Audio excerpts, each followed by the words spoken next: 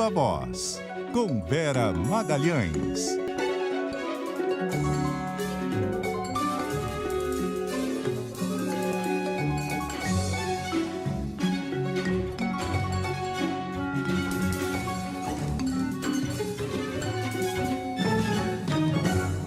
Vera Magalhães, boa noite, tudo bom?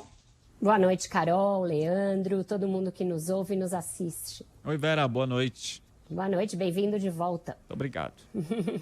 Vera, a gente deu a notícia agora há pouco da aprovação pelo PT da indicação do Geraldo Alckmin para vice do Lula. Já estava precificado, né? O Lula não deixou muito espaço para contestação, conseguiu abafar qualquer princípio de rebelião ali no partido.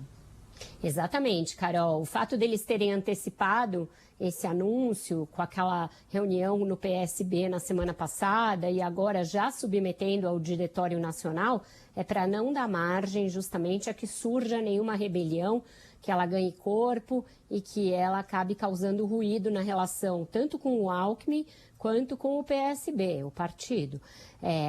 Então, a coisa foi feita mesmo dessa maneira coordenada para matar no nascedouro qualquer tentativa de postergar essa decisão.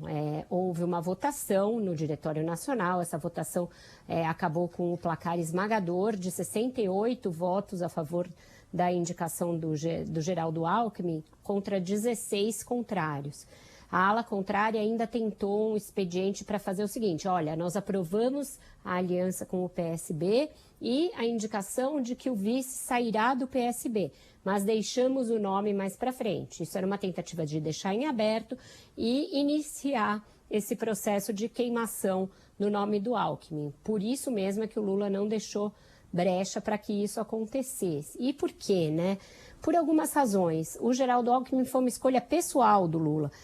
Todo esse rito foi feito de uma forma a parecer que, olha, nós nos coligamos com o PSB e o PSB está indicando o nome, né? Nada mais democrático e plural. Porém, não foi isso que aconteceu.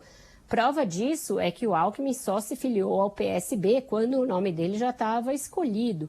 E poderia ter sido PSB, como poderia ter sido qualquer outra sigla, mas o nome era o dele, Geraldo Alckmin, escolhido por ninguém menos que Luiz Inácio Lula da Silva. Então, tudo isso faz parte só de um balé, de um rito, para dar ares ali institucionais a uma coisa que foi uma escolha pessoal do Lula. Ele foi convencido desse arranjo, ele teve ali a participação do Haddad, do Gabriel Chalita, do Márcio França, como principais nomes que atuaram nessa articulação. Mas a partir daí, muita gente ficou apostando, o Lula está fazendo isso para queimar o Alckmin e lá na frente ele vai rifar.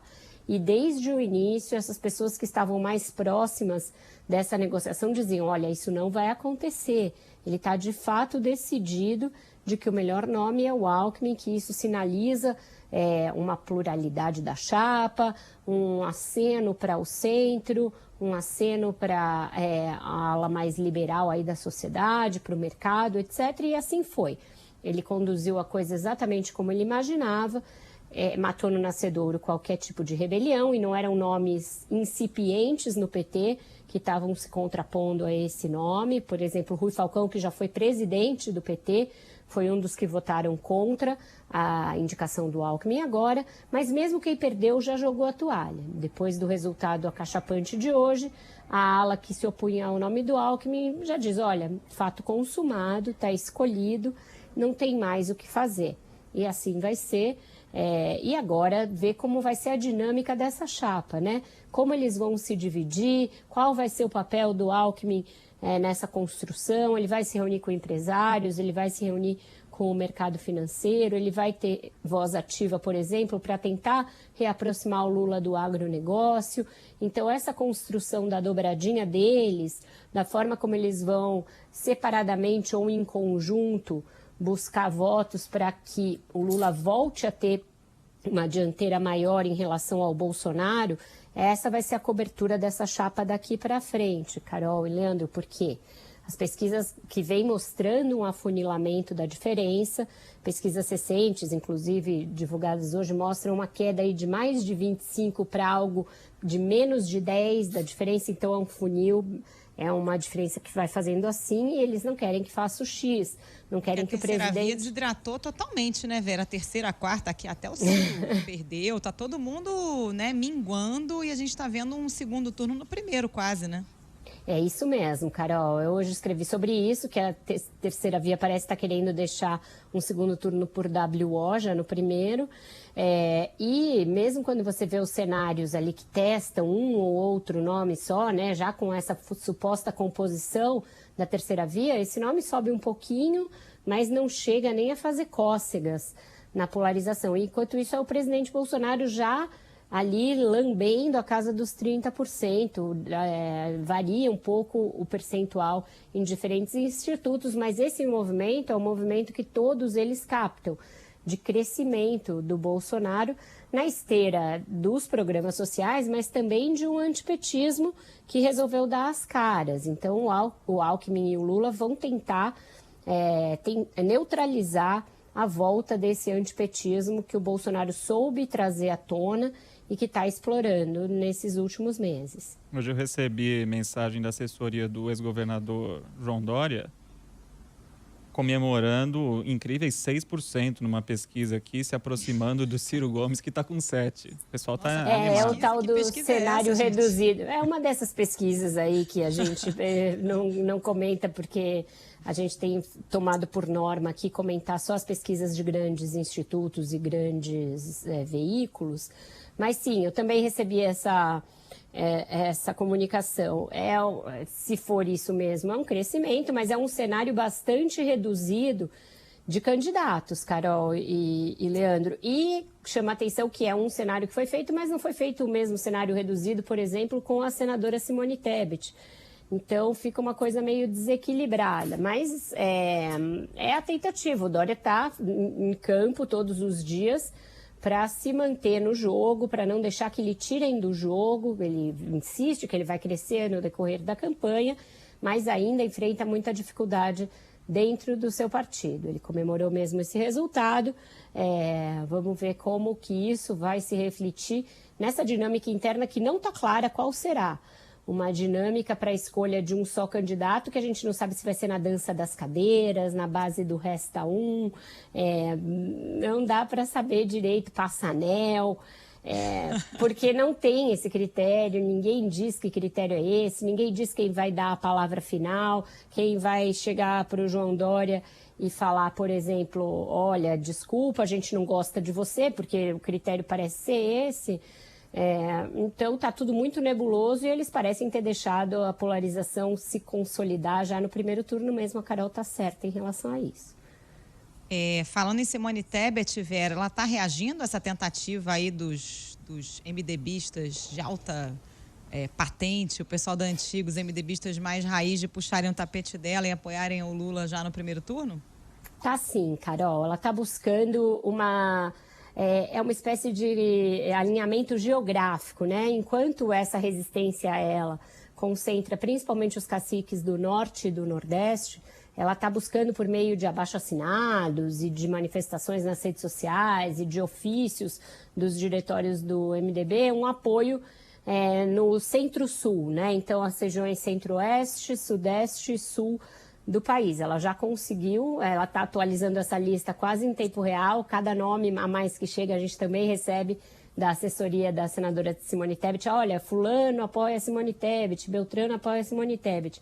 O problema disso, geralmente, é o seguinte: na Convenção Nacional do MDB, os caciques do Norte e Nordeste costumam ter um peso maior, porque você tem uma proporcionalidade a partir de critérios como se tem o governo do estado, se tem bancada naquele estado. Então, as coisas não são tão simples assim. E também me chama atenção, olhando para essa lista com alguns nomes, saber quais deles estarão com ela de verdade e não só numa declaração pública.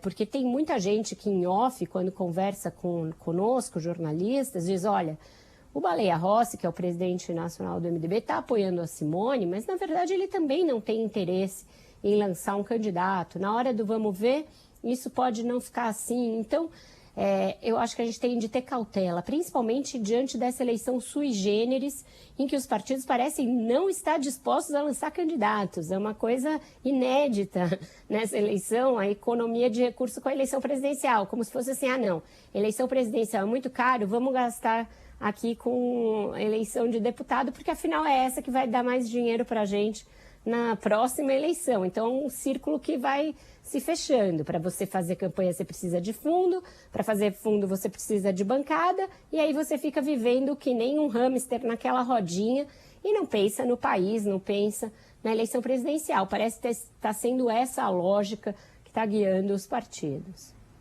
Ô, Vera, mais cedo a gente comentou o sigilo decretado pelo Planalto sobre os encontros do presidente Bolsonaro com pastores ligados ao Ministério da Educação. Chama a atenção não só o sigilo em si, mas a justificativa, né, de que a divulgação colocaria em risco a segurança do presidente. Essa decisão é um escárnio, um escândalo, não tem justificativa alguma e tem de cair no Supremo Tribunal Federal.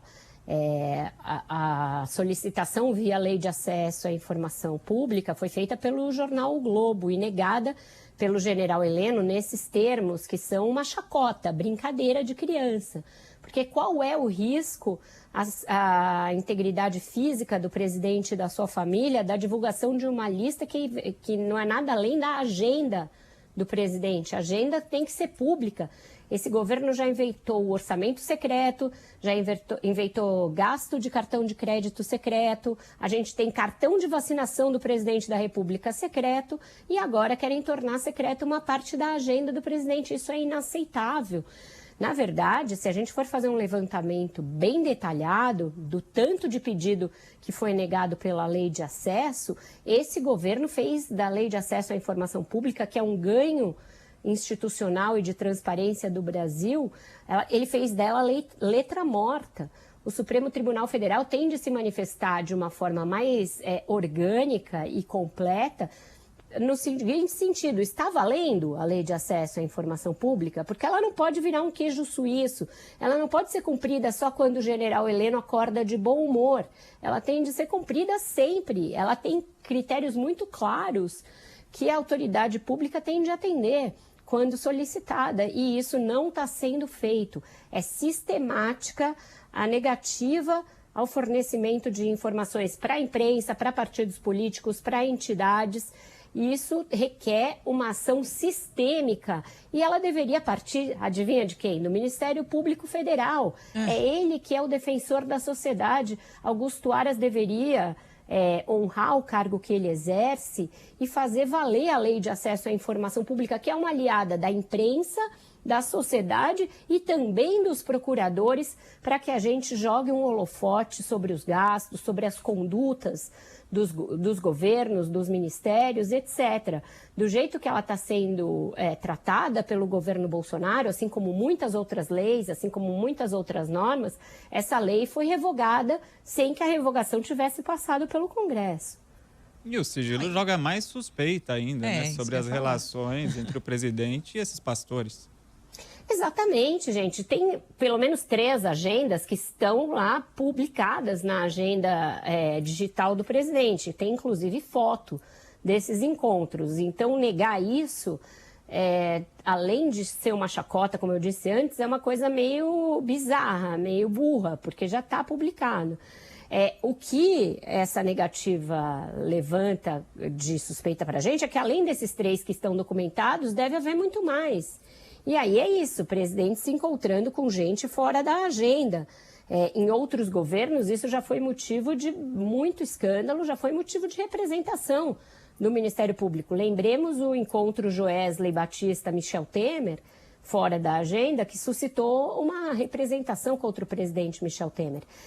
Então, este governo conta com uma enorme condescendência por parte do Ministério Público, que está deixando que a Lei de Acesso vire letra morta, e a gente é que perde com isso. A gente não somos só nós, os jornalistas, porque quando a gente pede uma informação pela Lei de Acesso, o que a gente quer fazer é informar o público.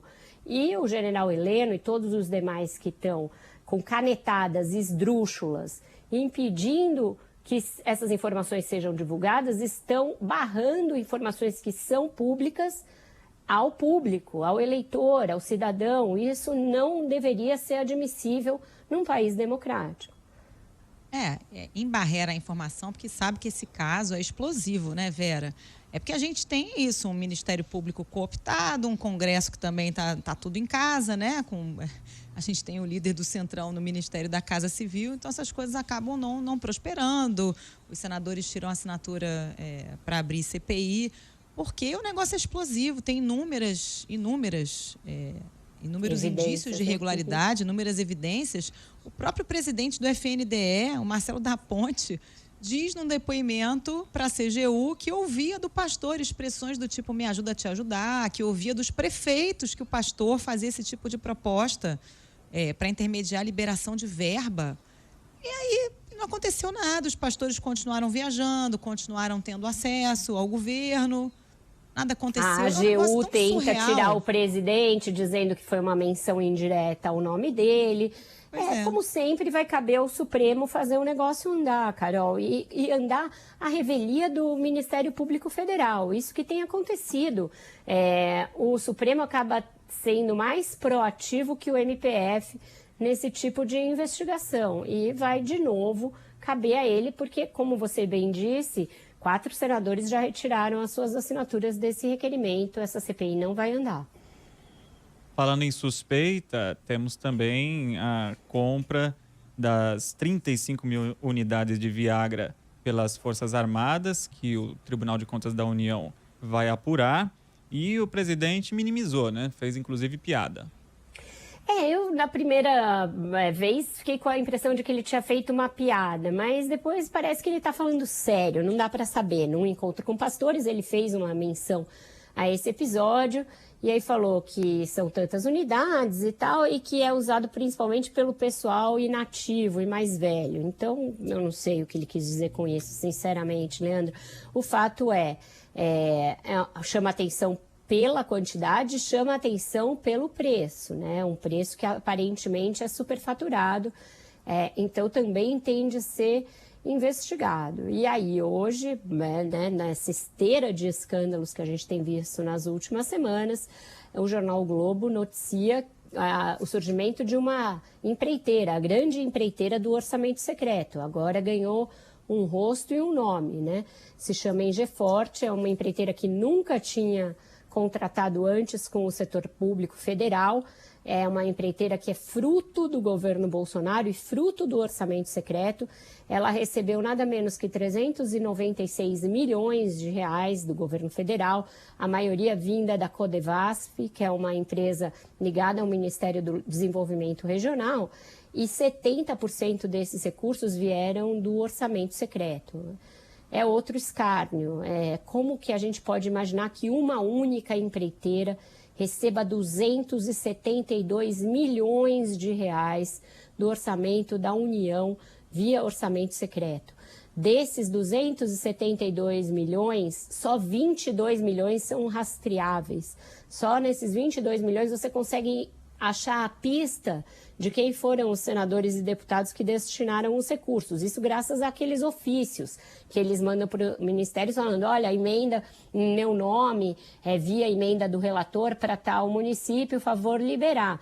E aí são 4 os principais articuladores dessa empresa no Congresso, 2 deles do União Brasil. E aí a gente vê uma das chaves pelas quais esses partidos não estão tão interessados em quem vai ganhar a presidência. Porque se você tem um orçamento secreto e se você destina dinheiro para a sua base assim tão facilmente, pouco importa quem é o presidente, você vai manter esse poder, ganhe quem ganhar. O senador Davi Alcolumbre, ex-presidente do Senado, um dos caciques do União Brasil, é um dos donos do orçamento secreto dentro do Senado Federal, sempre foi. E ele está como um dos principais beneméritos dessa empreiteira que explodiu em contratos no governo Bolsonaro e antes era nada. No interior do Maranhão, uma empreiteira de Imperatriz domina as verbas do orçamento secreto. Um escárnio, um escândalo, e claramente essa matéria do Globo mostra que aquela determinação que a ministra Rosa Weber deu, de que teria de começar a haver transparência na destinação desses recursos, também virou ali nada. O Congresso simplesmente ignorou e o orçamento segue sendo secretíssimo. Para acalmar o Congresso, Vera, o próprio presidente não falou que acalma o parlamento e tal. É tanta coisa errada, é tanto indício de maracutaia, é tanta coisa que cheira mal. Tem a história também que a Folha deu de um aliado do Arthur Lira que vendeu kit de robótica, comprou o kit por R$ 2.700, porque não fabrica o kit, comprou por R$ 2.700 e vendeu por R$ 14.000 para a escola que não tem luz, que não tem computador. Loucura. Aí vai fazer o quê com kit de robótica? É tanta coisa, as denúncias vão se multiplicando. E antes da gente fechar e ir para a música, queria falar de um outro assunto que também me chamou a atenção hoje. Você viu o presidente Jair Bolsonaro jogando o filho 04 meio no mar, né? Perguntaram para ele das suspeitas de irregularidade, o tráfico de influência e tal. Ele disse, já está com 24 anos, mora com a mãe, está meio afastado de mim. Não sei se o que ele fez está certo ou errado. Só faltou falar que não conhece, né? Pois é. Só faltou dizer que foi uma fraquejada, né? Como ele falou em relação a Laurinha. A menina, né? A filha mulher. Exatamente. Dureza. Vamos para a música? Vamos. Com tanta coisa secreta, tanta coisa na surdina e tanta coisa escondida, me lembrei da rainha, né? Ela tem resposta para tudo. É isso aí, no escurinho do cinema.